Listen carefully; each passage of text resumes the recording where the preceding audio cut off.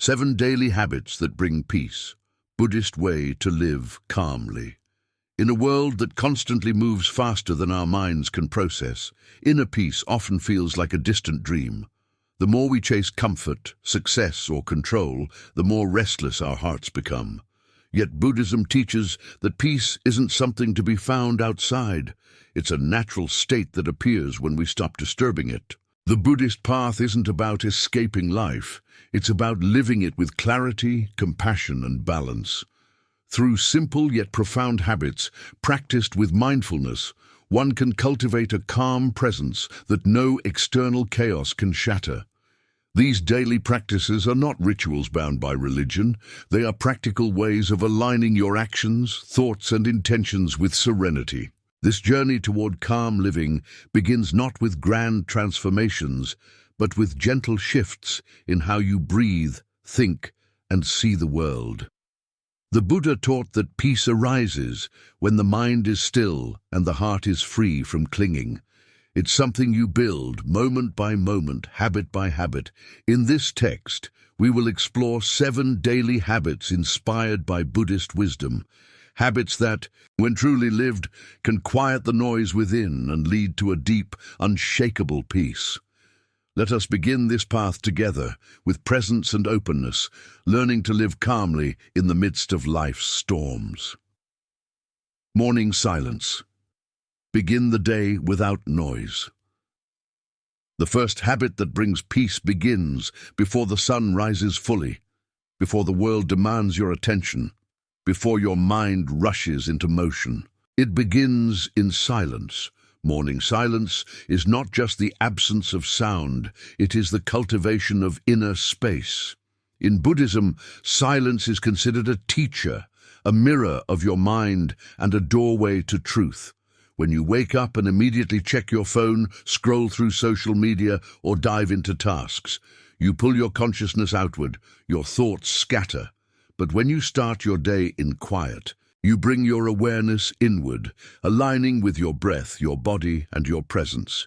Buddhist monks begin each day in meditation because the first thoughts of the morning shape the energy of the entire day. They understand that the morning is not meant to be consumed, it is meant to be received.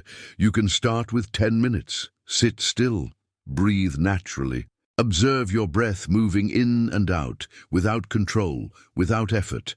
Notice the subtle rhythm of life expressing itself through you. In those moments, you are not a doer, you are a witness. Over time, this practice trains your mind to pause before reacting. It creates a gap between thought and response, and in that gap, peace begins.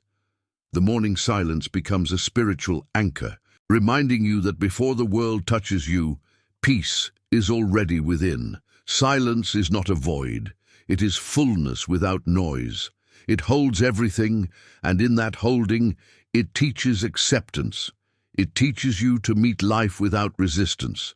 When you cultivate morning silence, you begin to notice that even during the chaos of the day, a still point exists within you. You can return to it any time. It becomes your sanctuary, a place untouched by time, by stress, by expectations. The Buddha once said, "Peace comes from within. Do not seek it without." That is the essence of this practice. The world will never become quiet enough for you to find peace, but you can become quiet enough to meet the world peacefully. So begin tomorrow, not with alarms of anxiety, but with the stillness of awareness. Before speaking, before listening to others, listen to your own breath. Before stepping into the noise, stand in silence. This is how you anchor your being before life begins to move. It is how you remind yourself that peace is not found in avoiding sound. It is found in listening deeply to the silence beneath it. If you begin every morning this way, the day will unfold differently. You'll notice calmness not as something you must protect, but as something that naturally flows through you. Take one morning and give it to silence. Watch what changes. If you find meaning in this message and wish to walk further along this path of awareness and calm living, remember to subscribe to the channel and continue this journey toward peace and awakening. Mindful breathing. The art of returning to the present breathing is the simplest, most natural act we perform, yet it is also the most profound gateway to peace. From the first moment of life to the last, every breath marks our existence, flowing through us like a river that never ceases, and yet how rarely we notice it. We live as if disconnected from our own rhythm, lost in thoughts that pull us away from the present. The Buddha taught that awareness of breath is awareness of life itself, and in that awareness lies liberation from suffering. When we return to our breath, we return to the present moment, the only place where peace can ever exist. The practice of mindful breathing is not just about inhaling and exhaling. It's about awakening to the reality of now. Every breath carries a message. You are alive, you are here, and this moment is enough. But the mind, restless and hungry, resists such simplicity. It wanders into memories, anxieties, and endless desires. It creates stories that never end, seeking satisfaction in what has not yet come. To bring it back, to tame its endless movement, is to train it like a wild animal, with patience, compassion, and consistency. Imagine sitting quietly, allowing your spine to lengthen, your shoulders to relax, and your eyes to soften. You take a slow breath in, feeling air entering through your nose, expanding your lungs. Then you exhale gently, feeling the release, that is all. But within that simple act lies a profound truth. You cannot breathe for the past, and you cannot breathe for the future. You can only breathe now. The breath forces you into the present, and with that presence, suffering begins to lose its grip. Many people think that meditation means to stop thoughts. That is not what the Buddha taught. You cannot force the mind into silence. You can only invite it. The way you invite it is through the breath. You observe thoughts come and go like clouds passing through a sky that does not change. You realize that the mind is not the enemy. It is simply untrained. When you anchor it to breathing, you give it a home. Slowly, the storm settles, and what remains is clarity. The breath is both physical and spiritual. On one level, it nourishes the body, bringing oxygen and vitality. On another level, it connects you with the unseen flow of life that animates all things. When you breathe mindfully, you harmonize with the same force that moves the wind through the trees, that makes the tides rise and fall. You become part of something vast and eternal. The ego dissolves, and peace enters quietly. Thich Nhat Hanh, one of the great Buddhist teachers of the modern world, often said, "Feelings come and go like clouds in a windy sky. Conscious breathing is my anchor." This simple truth reveals the essence of Buddhist practice. It is not about escaping life, but about being fully awake within it. When the breath is steady, the mind becomes steady. When the breath is shallow, the mind becomes anxious. By deepening your breath, you deepen your awareness, and in that depth, you rediscover calm. The act of returning to your breath can be done anywhere, while walking, eating, driving, or working. You do not need incense, mantras, or a monastery. You need only awareness. Try this. Before reacting to something stressful, take one full breath. Inhale slowly, feeling the cool air enter, and exhale fully, releasing all tension. In that single breath, you reclaim your power to respond rather than react. You step out of the automatic cycle of fear, anger, and worry. You step into awareness. The Buddha described mindfulness of breathing in the Anapanasati Sutta, one of his most beautiful teachings. He said that when one breathes in mindfully, one knows, "I am breathing in." When one breathes out mindfully, one knows, "I am breathing out." It sounds simple, but this awareness transforms everything. With practice, you begin to feel subtler aspects of breathing, the coolness of the air, the soft rise of your chest, the way your body relaxes naturally. The breath becomes your constant companion, your invisible friend, your guide back to stillness. Every time you are anxious, notice your breathing. It will always be fast, shallow, and irregular. The breath mirrors the mind. But if you begin to breathe slowly, even while anxious, you will notice the body calming down. This is not magic. It is biology and awareness working together. The nervous system follows the breath follows the mind. Change the breath and you change both. Buddhist monks spend years cultivating mindfulness through breathing because it is the foundation of awakening. Without awareness of the breath, the mind remains lost in illusion. The ego thrives on distraction. Peace thrives on presence. Every mindful breath weakens the illusion of separation and reconnects you to the truth of existence, that everything arises and falls just as the breath does. Inhale, birth; exhale, death. In between, life. When you observe the breath long enough, you begin to see impermanence. Each inhale disappears into each exhale, and each exhale makes space for another inhale. Nothing is held, nothing is forced. This rhythm is the essence of letting go. You begin to understand that life is not about holding on to anything, but about flowing gracefully with what comes and goes. The breath teaches surrender without words. And surrender is not weakness, it is wisdom. It is the recognition that fighting the current only exhausts you, while floating with it brings peace. The breath becomes a daily reminder that control is an illusion, and that harmony comes from alignment, not domination. You do not need to control life. You need to breathe through it. When your awareness deepens, even one breath becomes sacred. You start to realize that every moment you are breathing, you are being given life freely, without effort. The air that fills your lungs has passed through trees, oceans, and countless beings. In breathing, you are participating in the universe's endless exchange of giving and receiving. Gratitude naturally arises, not as a forced feeling, but as a quiet recognition of connection. The Buddha said that mindfulness of breathing can lead to the cessation of suffering. Why? Because when the mind is fully present, it cannot cling to what is not here. Fear belongs to the future. Regret belongs to the past. The present moment, entered through the breath, holds neither. It holds only being. Think about the times when you were deeply at peace, watching the sunset, listening to rain, sitting near the ocean. In those moments, you were not lost in thoughts. You were breathing without effort, simply existing. That is mindfulness. That is the state the Buddha pointed toward. Not an escape from life, but a full immersion in it, without judgment, without grasping. With daily practice, mindful breathing becomes your refuge.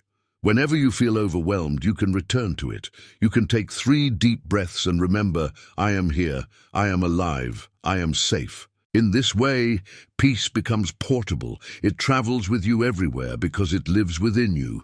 Even during conflict or pain, mindful breathing softens the edges. When someone speaks harshly to you, before reacting, breathe. When you feel impatient, breathe. When fear arises, breathe. It sounds small, but it transforms moments of chaos into opportunities for clarity. The breath gives you back to yourself. Over time, this practice does more than calm you. It reveals who you truly are. Beneath the surface of thoughts and emotions, there is an awareness untouched by fear or desire. That awareness is your true nature.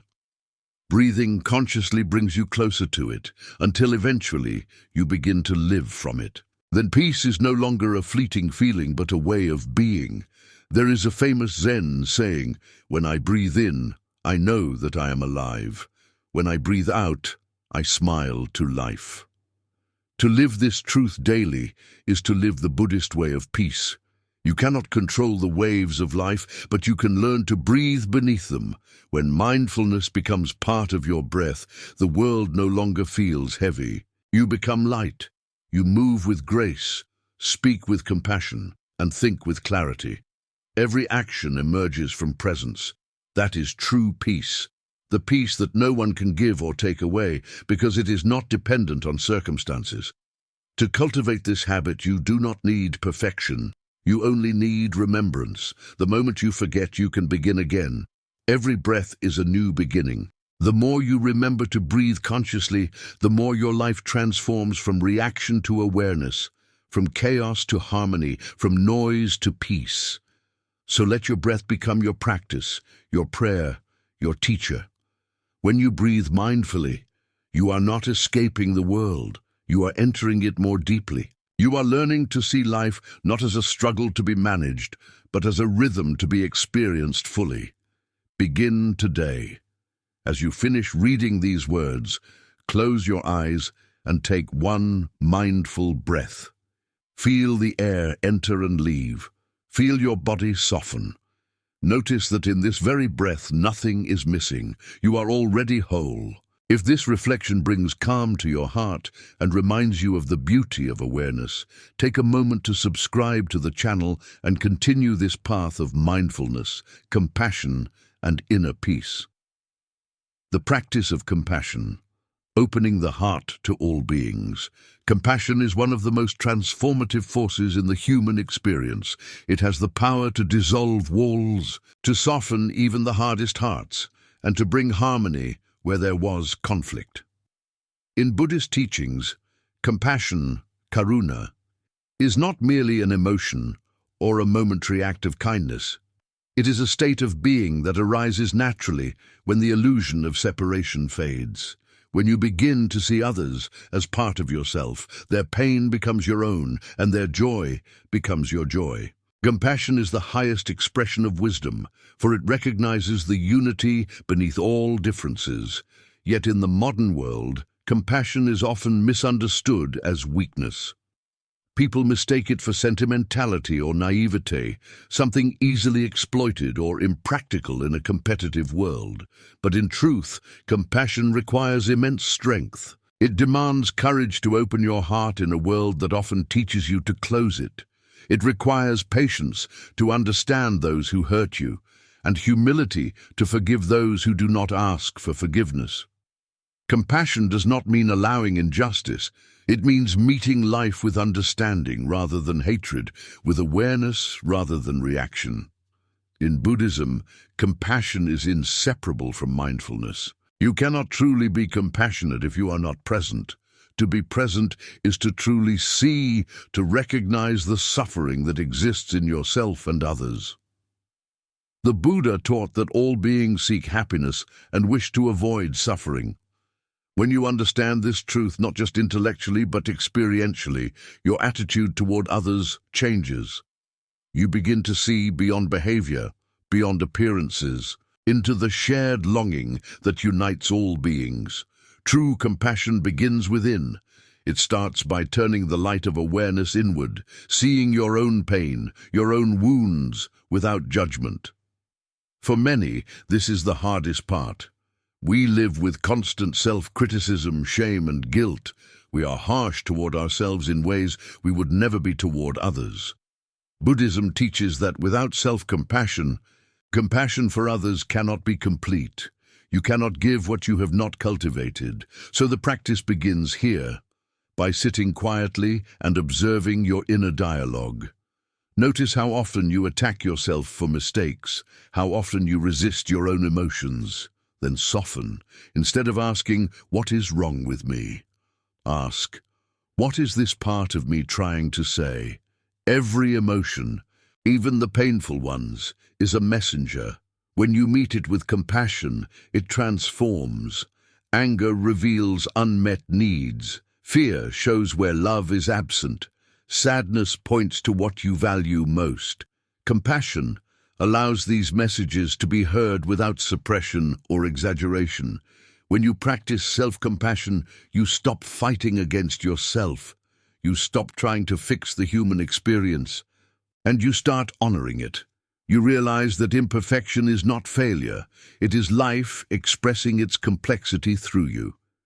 You begin to understand what the Buddha meant when he said that suffering is not punishment, it is a teacher. With that understanding, you become gentler with yourself and naturally gentler with others. Imagine walking through life with this mindset. that every person you meet is carrying an invisible burden. Some carry grief, others loneliness, some quiet despair. Many hide it behind smiles or strength, but it's there, like yours. To recognize that is to awaken compassion. When you see someone act cruelly or selfishly, you no longer rush to judgment. You pause, you breathe. You realize that such behavior comes from pain, from ignorance, from fear. Compassion does not excuse it, but it understands it, and understanding is the beginning of healing. The Buddha once said, "Hatred does not cease by hatred, but only by love. This is the eternal rule." This truth applies not only to society, but also to your inner world. You cannot heal your anger by more anger, nor your fear by more fear. Only love dissolves what hatred builds. Compassion is that love in action. It does not require words, it requires presence. The practice of compassion can be developed through meditation known as metta bhavana, or the cultivation of loving kindness. In this meditation, you begin by directing goodwill toward yourself. May I be safe, may I be peaceful, may I be free from suffering. Then, gradually, you extend that same wish to others, to loved ones, to neutral people, to those who hurt you, and finally, to all beings. This expansion of the heart reshapes your perception. You begin to feel the interconnectedness of all life, and the boundaries between self and other start to dissolve. Science has even begun to confirm what Buddhist masters have known for centuries. Compassion changes the brain. It strengthens regions associated with empathy and emotional regulation, reduces fear responses, and increases resilience. But beyond the neurological, compassion transforms the soul. It cleanses the heart of resentment, envy, and indifference. It brings peace not only to the one who receives it, but to the one who gives it. Compassion is not passive. It asks you to act when action is needed, to relieve suffering where you can, to speak truth with kindness, to extend help without expectation. But it also teaches discernment. You cannot save everyone, nor are you meant to. Compassion does not mean self-sacrifice. It means balance, caring for others without abandoning yourself. The Buddha taught the middle way, and compassion is its perfect embodiment. Neither cold detachment nor emotional over-involvement, but steady awareness and kind presence. To live with compassion daily, you must practice awareness in small interactions. When you speak, let your words be gentle. When you listen, do so without interruption. When you see someone struggling, offer your attention, even if you cannot offer a solution. When you disagree, do so without hostility. Compassion is not something to perform, it is something to embody. And when it feels impossible to be compassionate, when anger rises, when you feel betrayed, remember this: compassion is not a feeling you wait for. It is a choice you make. It is a commitment to keep your heart open, even when it hurts. It does not mean you allow harm, but that you do not let hatred take root. It means you can say no without bitterness and walk away without wishing suffering upon others. That is the maturity of compassion. In Buddhist philosophy, compassion and wisdom are like two wings of a bird. Neither can fly without the other. Wisdom allows you to see reality clearly. Compassion allows you to respond to it with love. When you act from both, your life becomes a blessing to the world. You no longer seek peace only for yourself. You become a source of peace for others. Consider the story of the Bodhisattva, a being who, upon reaching enlightenment, vows to remain in the world until all beings are free from suffering. This is the ultimate expression of compassion, not to escape the world's pain, but to embrace it with awareness and love. You do not need to be a monk or a saint to follow that spirit. Every time you choose understanding over judgment, patience over anger, forgiveness over revenge, you walk the Bodhisattva's path. Compassion also changes the way you experience conflict. Instead of seeing others as enemies, you begin to see them as teachers. Every challenge becomes an opportunity to deepen your understanding of love. When someone triggers you, it shows where you are still bound by ego. When someone disappoints you, it shows where your expectations are rigid. Compassion transforms pain into insight, turning every encounter into a lesson of the heart. But make no mistake, compassion requires practice. It must be cultivated daily, like a garden. Some days it will bloom easily. Other days, weeds of anger and resentment will appear. You must tend to it patiently, without giving up. Each time you choose compassion, you water the seeds of peace within you. Over time, those seeds grow into a tree whose shade shelters not only you, but everyone around you. You may wonder, how can I be compassionate in a world filled with cruelty, greed, and suffering?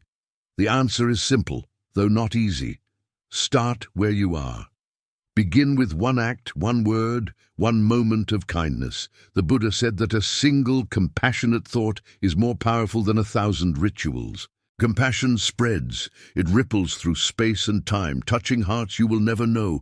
Even the smallest act, a smile, a kind gesture, a sincere thank you, can shift the energy of a moment. You may never see its effect, but it matters. The world is held together not by grand gestures of power, but by small acts of love repeated endlessly. When you understand that, your daily life becomes sacred. Every encounter becomes a chance to serve peace. To practice compassion also means to forgive. Forgiveness does not mean forgetting or condoning. It means releasing yourself from the burden of hatred. The Buddha compared holding on to anger to grasping a hot coal with the intent of throwing it at someone else. You are the one who gets burned. Forgiveness is not for the one who hurt you. It is for your own freedom. When you let go, the chains fall and peace returns. In the Buddhist way, compassion is not an ideal, but a practice that can be lived every day. It begins with how you speak to yourself, how you treat those close to you, and how you respond to the world's suffering. It is not limited by religion, race, or belief. It transcends all boundaries because it arises from the truth that all beings are connected. When you embody compassion, even your presence becomes healing. You no longer need to convince or preach. Your calm and kindness speak louder than words. People feel safe around you, understood without explanation. Your peace becomes contagious. To cultivate this habit daily, reflect on the following. Each morning, before you speak or act, take a moment to wish well for the world. Silently say, "May all beings be free from suffering." Let that intention guide your actions. Throughout the day, when frustration or anger arise, pause and remember this wish. Ask yourself, is my next action aligned with compassion or with ego? The answer will show you the path back to peace. With time, compassion will become your natural state, not something to force, but something to return to. You will begin to feel love not as an emotion, but as an energy that flows through everything. Even in solitude, you will feel connected. Even in pain, you will feel gratitude. This is the power of compassion, to turn suffering into wisdom and isolation into unity. When compassion fills your heart, life changes. The same world remains, but you see it differently. You no longer seek to dominate it, but to harmonize with it. You no longer fear its pain, for you understand that pain too is a form of awakening. Every being becomes a reflection of yourself, every experience a doorway to understanding. That is what it means to live peacefully in the Buddhist way, to open your heart without fear, to live with awareness and to respond to life with kindness. Peace does not come from perfection, it comes from compassion. If these words resonate with your spirit and inspire you to live with more kindness and awareness, take a moment to subscribe to the channel and continue walking this path of peace and awakening with us. Letting go of attachment, the path to inner freedom. Attachment is one of the deepest sources of suffering in human life. The Buddha identified it clearly in his first teachings, calling it the root of all dissatisfaction. What binds the mind to anxiety, pain, and disappointment is not the experience itself, but the clinging that follows, the desperate attempt to hold on to what is fleeting or to resist what has already arrived. The nature of life is change, and yet we fight this truth with all our strength. We attach ourselves to people, to possessions, to outcomes, to identities, and when these inevitably shift or fade, we suffer. To live peacefully, one must learn the art of letting go, not through cold detachment, but through deep understanding of impermanence. The Buddha compared attachment to grasping at a burning ember. In trying to hold on to something, you are burned by it. Letting go is not a rejection of life, but an acceptance of its movement. Everything changes: your body, your thoughts, your relationships, your fortunes. The seasons change, the stars shift, and time reshapes all things. When you see this clearly, clinging begins to appear not as love, but as fear. The heart that clings is afraid of loss, of emptiness, of death. But the heart that understands impermanence is free because it no longer fights what is inevitable. Letting go does not mean that you stop caring. It means you stop trying to control. It means you stop demanding that life conform to your expectations. You learn to love without possession, to act without attachment to results, to live without demanding permanence. You begin to trust the natural rhythm of existence. The leaf falls from the tree, not because it was betrayed, but because it has completed its purpose. The river does not mourn the stones it passes, it simply flows. The Buddhist path teaches us to become like the river, to flow through experiences without clinging to them. To understand attachment deeply, look at your own desires. Every time you say, "I want this to stay," or "I can't live without this," you are tying a knot in your mind. When the thing changes or disappears, the knot tightens, and pain arises. But if you look closer, you see that the pain was born not from the loss itself, but from the illusion that it could have been otherwise. Life is not meant to stand still. The more you grasp, the more fragile you become, because you are trying to stop the wind with your hands. Imagine holding water. If you try to clutch it tightly, it slips through your fingers. But if you cup your hands gently, it stays. That is how letting go works. You can still love, still cherish, still enjoy, but without grasping. You hold lightly, knowing that all things are temporary visitors. When they go, you bow in gratitude for their presence, and you allow them to move on. This is not indifference, it is wisdom. It is the recognition that everything that comes to you is a gift, not a possession. One of the most powerful images in Buddhist teaching is that of a traveler crossing a river. The traveler builds a raft to reach the other shore.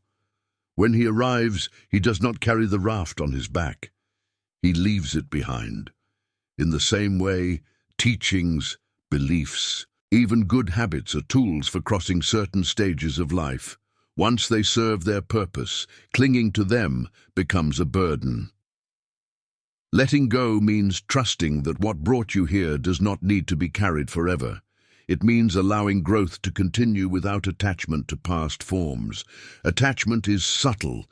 It disguises itself as love, loyalty, or identity. You might think, "I love this person, how could I let go?" But true love is not attachment. True love allows freedom. It does not say, "You are mine," but rather, "You are free to be." It does not confine, it blesses. The Buddha's love was vast because it was unattached. He loved all beings equally, without preference or demand.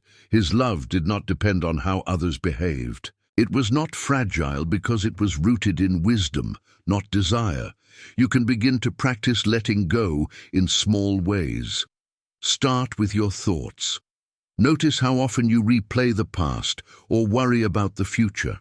Each repetition is a form of clinging to what was or what might be. Gently bring yourself back to the present. Let the memory or worry drift away like a leaf on a stream. You do not have to suppress it or judge it. You simply watch it pass. This is the essence of mindfulness. To see that thoughts are not solid, that they come and go like waves, is to free yourself from their grip. Next, look at material attachments. We live in a culture that equates happiness with accumulation. We collect things believing they define us. Yet the more we have, the heavier we become. Each possession demands maintenance, protection, attention. In Buddhism, monks own almost nothing, not because possessions are evil, but because simplicity lightens the heart. You do not need to renounce the world, but you can examine your relationship with it. Ask yourself, do I own this or does it own me? When you simplify, when you learn to live with less, you begin to discover that peace was never hidden in abundance, but in freedom. Attachment also manifests in the form of identity. We cling to our names, our roles, our stories. I am this, I am that, I must be seen in this way. But all identities are temporary masks. You are not your job, your status, your success, or your failures. These things may describe you for a time, but they do not define your essence. The Buddhist path invites you to look beyond identity, to the pure awareness that observes all experiences. That awareness is unchanging, while everything else shifts. When you rest in that awareness, attachment loosens naturally, because you are no longer confusing the transient with the eternal. To truly let go, you must first see what you are holding. Awareness is the key. Sit quietly and ask yourself, what am I afraid to lose? Whatever arises is your teacher. Look at it without judgment. Ask yourself, why do I need this to feel complete? Almost always, attachment arises from fear, the fear of emptiness, of insignificance, of being alone. But when you dare to face that emptiness, you find it is not void at all. It is spacious, peaceful, alive. The emptiness you feared is actually the fullness of being. Letting go also applies to relationships. When we love, we often want to control. We want the person to stay, to behave as we wish, to fulfill our needs. But this creates suffering, both for ourselves and for them. The Buddha taught that all relationships are impermanent, and that the beauty of love lies precisely in its transience. When you love with awareness, you do not hold, you appreciate. You do not demand, you honor. You do not fear loss, because you understand that what truly connects two souls cannot be destroyed. It simply changes form. In meditation, letting go means releasing even attachment to the practice itself. Many meditators cling to peace, to stillness, to experiences of bliss. They begin to crave the calm they find in meditation, and that craving becomes another form of bondage. The Buddha warned against this. True meditation is not about chasing states, but about seeing reality clearly. Sometimes peace arises, sometimes restlessness. Both are part of the process. Letting go means not clinging even to peace. It means resting in awareness regardless of what appears. When you practice letting go daily, life becomes lighter.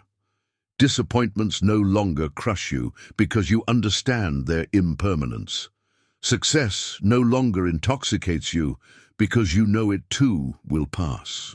You live in the center, balanced, unattached. This balance does not make life dull, it makes it radiant. You begin to enjoy things more fully because you no longer fear losing them. A flower is more beautiful precisely because it will wilt. A sunset is precious because it will fade. The heart that understands impermanence loves more deeply, not less. Letting go is not something you achieve once and for all. It is a lifelong practice. Some days it will feel easy. Other days you will find yourself grasping again. Each time you notice it, return to awareness. Breathe, release. Remember, you are not losing, you are returning to flow. The more you let go, the more peace arises naturally, because nothing is left to disturb it. The Buddha said, "In the end, these things matter most. How well did you love? How fully did you live? How deeply did you let go?" To love well, you must let go of control. To live fully, you must let go of fear. To find peace, you must let go of attachment. It is a gentle unraveling, a gradual softening of the grip of ego. And when the grip finally opens, you discover that what you were holding on to was never truly yours. It was only passing through. In modern life, letting go can seem almost impossible. We are constantly told to hold on, to ambitions, to possessions, to opinions, to control. Yet the more we hold, the more we suffer. Try this. At the end of each day, take a few moments to mentally release everything. The successes, the failures, the conversations, the plans. Say to yourself, it has all passed. Feel the relief of not carrying it. This simple practice resets the mind and prepares you for peace. Letting go also means forgiving. You cannot move forward while dragging the weight of resentment. To forgive is not to justify, it is to free yourself. The person you refuse to forgive continues to live rent-free in your mind, disturbing your peace. Let them go, not because they deserve it, but because you do. Letting go of anger, even when justified, is one of the highest acts of compassion toward yourself. When you master the art of letting go, you live with grace. You stop chasing what runs away and stop resisting what comes. You begin to trust the unfolding of life. Even in loss, you sense meaning. Even in uncertainty, you find rest. You no longer depend on outcomes for happiness, because your happiness is rooted in awareness, not circumstance. To live this way requires practice, but each small step matters. Every time you notice attachment and release it, you are creating space for peace. Every time you forgive, you lighten your heart. Every time you choose trust over control, you align with the rhythm of life itself. And in that rhythm, you discover something extraordinary: freedom. The freedom to love without fear, to live without anxiety, to die without regret. The freedom that arises when nothing owns you, no person, no possession, no idea. This freedom is the ultimate peace the Buddha spoke of, the nirvana that is not a place but a state of being. When you let go of attachment, what remains is love without condition, joy without reason, peace without dependence. You discover that life was never meant to be held. It was meant to be experienced, like wind through open hands. If this message speaks to your heart and you wish to continue walking the path of inner freedom and mindfulness, take a moment to subscribe to the channel and join this journey of awareness, compassion, and peace. Living in gratitude, the daily practice of contentment and awareness. Gratitude, in the Buddhist sense, is not a fleeting emotion reserved for moments of fortune or joy. It is a state of consciousness, a way of seeing the world through the lens of awareness and humility. It does not depend on abundance, comfort, or success. Rather, it blossoms in the very heart of impermanence. The Buddha taught that peace does not come from having more, but from wanting less. Gratitude is the art of recognizing that in this moment, nothing is missing. It is the practice of awakening to the gifts already present, hidden behind the ordinary details of life. When you live in gratitude, every breath becomes sacred, every encounter becomes meaningful, and every difficulty becomes a teacher. Modern life often obscures this truth. We are conditioned to look outward, always seeking the next achievement, the next possession, the next validation. We wake up thinking of what we lack rather than what we have. This restless pursuit feeds dissatisfaction, the very opposite of gratitude. The mind that constantly compares cannot see clearly. It measures life in terms of scarcity and misses the quiet miracle of existence. The Buddhist way invites us to slow down, to pause and notice the warmth of sunlight, the sound of rain, the steady rhythm of our own breath.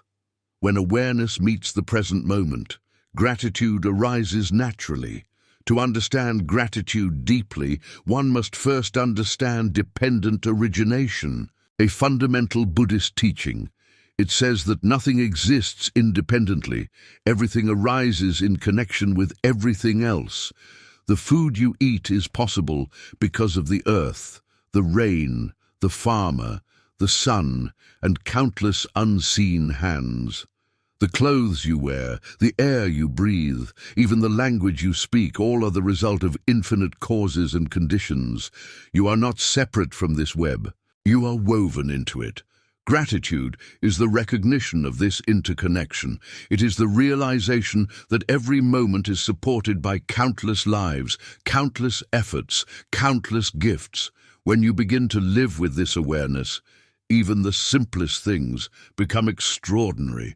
Drinking a cup of tea is no longer a mundane act. It becomes a meditation on gratitude. You can feel the earth in the leaves, the clouds in the water, the fire in the heat that warms it. You become aware of the hands that cultivated and harvested it, of the long chain of being that made it possible for you to sit and drink in peace. In that moment, the ordinary becomes sacred. Gratitude transforms perception, turning life itself into prayer. The Buddha often spoke of contentment as the greatest wealth. He said, "Contentment is the highest treasure." This contentment is not passive resignation, but a joyful acceptance of what is.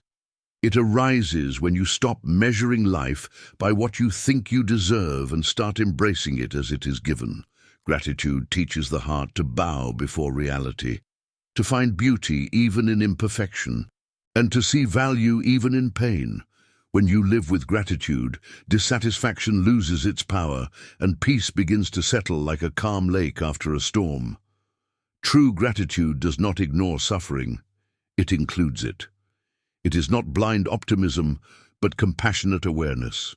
To be grateful for life is to be grateful for all of it, the joy and the sorrow, the gain and the loss, the light and the shadow. In Buddhism, this is known as equanimity, the capacity to hold all experiences with openness and grace. When you can say thank you, not only for what pleases you, but also for what challenges you, you transcend the narrow boundaries of ego. You begin to trust the deeper intelligence of life, seeing that even pain has purpose, even obstacles carry lessons. Consider the lotus flower, one of Buddhism's most profound symbols. It grows in muddy water, yet it rises pure and unblemished above the surface, untouched by the mud below. Gratitude is like that. It allows the heart to bloom even in difficult circumstances. It does not deny the mud, it uses it for nourishment. The person who practices gratitude in times of struggle does not escape suffering, they transform it. They learn to find light in the darkness, to see the value of growth in adversity. To cultivate gratitude, begin with awareness. Each morning before you rise, take a moment to breathe and silently reflect. I am alive. I have this breath, this body, this chance. Feel the weight of that realization. Millions did not wake up today, but you did. That alone is reason enough to bow to life. This practice shifts the entire tone of your day. Instead of moving through the world with restlessness, you move with reverence. Throughout the day, bring mindfulness into your ordinary actions. When you eat slowly. Recognize the miracle that sustains your existence. When you walk, feel the ground supporting you with every step. When you speak to others, remember that each being you meet is also carrying dreams, fears, and the desire for happiness. Gratitude deepens compassion, for when you are aware of what you have received, you naturally wish to give. At night, before sleep, reflect again. Think of 3 things you are grateful for, not as a ritual, but as a sincere recognition. Some days, gratitude will come easily.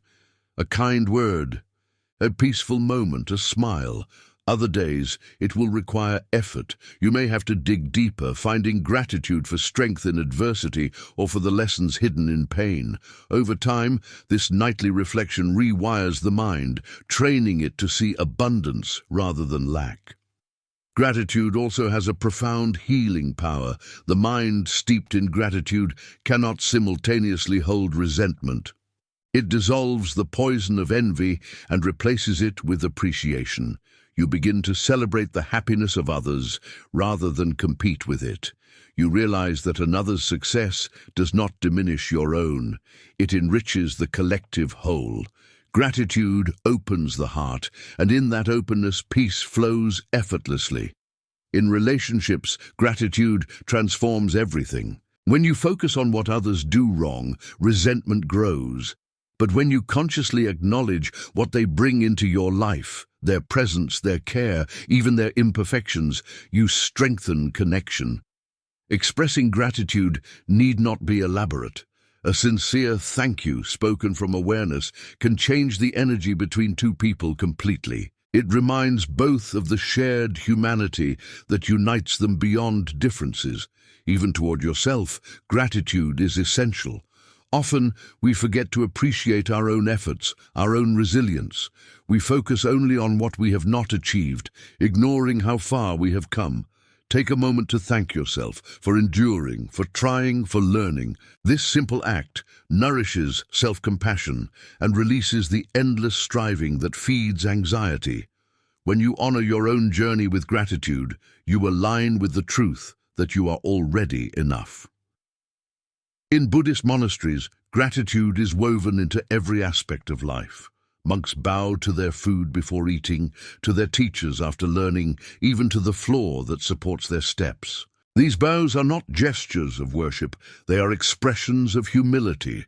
Each bow is a reminder that nothing is owed and everything is given. You can bring this same awareness into your daily life. Before you begin your work, pause and acknowledge the opportunity to contribute. Before you rest, acknowledge the body that carries you. Such moments of mindful gratitude accumulate, gradually reshaping your consciousness. But gratitude is not limited to the good. It also embraces the painful. It is easy to be grateful for success, health, and joy. It is harder to be grateful for loss, illness, or failure. Yet these are the experiences that often awaken us most deeply. When everything falls apart, gratitude may seem impossible, but it is precisely then that it becomes transformative. To say thank you in the midst of suffering is to acknowledge that life is still sacred, that meaning can still be found even in brokenness. Gratitude in pain is not denial. It is defiance of despair. The Buddha's life itself illustrates this. After years of luxury, he renounced his palace, his comfort, and his identity as a prince. He faced hunger, hardship, and loneliness, yet through it all his heart remained open.